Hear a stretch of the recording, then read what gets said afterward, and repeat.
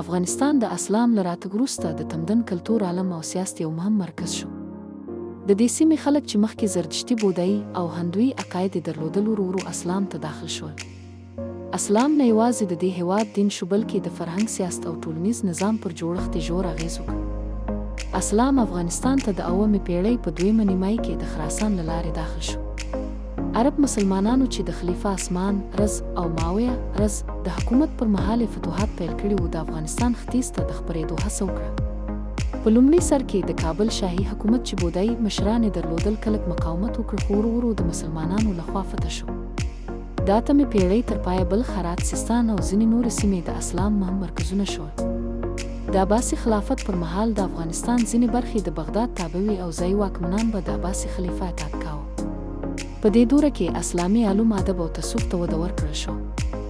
سفاریان د افغانستان د سیستان له سیمې راپورته شول او یعقوب لیث صفاري د لومړي ځل لپاره د عربو له واکه ازادي واخیسته. سامانیان د فارس، بلخ، بخارا او هرات واکمنان وو او د اسلامي تمدن او علمي پرمختګ مهم مشران ګڼل کېږي. د غزنویانو دوره د افغانستان د اسلامي تمدن تر ټولو مهمه مرحله وه. سلطان محمود غزنوي چې یو سني مسلمان و، یو ځله پر هند بریدونه وکړل او اسلام یې د هند نیمه وچه ته ورساوه. وریان چې د مرکزي افغانستان له غرنیو سیمو څخه راولاړ شوي وو، د غزنویانو ځای ونیوه. سلطان شهابالدین غوري چې د هند پر ځینو برخو یې واکمني درلوده، د اسلامي تمدن د خپرېدو مهم شخص و. په 3مې پېړۍ کې مغولو د افغانستان ښارونه ویجاړ کړل. بلخ، هرات او غزني له منځه ولاړل او اسلامي تمدن ته لوی زیان واوښت. د تیموریانو د واک پر مهال هرات د اسلامي علومو، فلسفې، تصوف او هنر یو ستر مرکز شو.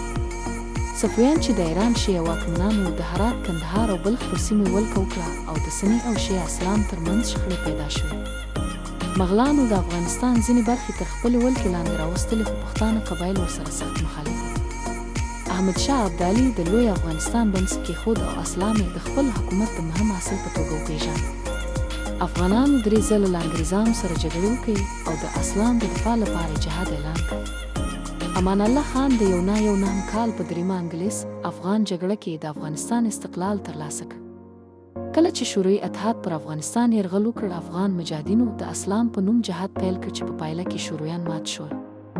طالبانو د اسلامي امارت په نوم حکومت جوړ کړ چې د شرعي قوانینو پر بنسټ ولاړ و. د 2001 کال وروسته د اسلامي نظام د بیا حاکمیت لپاره د طالبانو او نورو اسلامي ډلو مبارزې دوام وکړ چې بالاخره طالبانو په 2021 کال کې یو ځل بیا واک ترلاسه کړ. افغانستان د اسلام له راتګ وروسته د تمدن، سیاست، جهاد او فرهنګ مرکز پاتې شوی.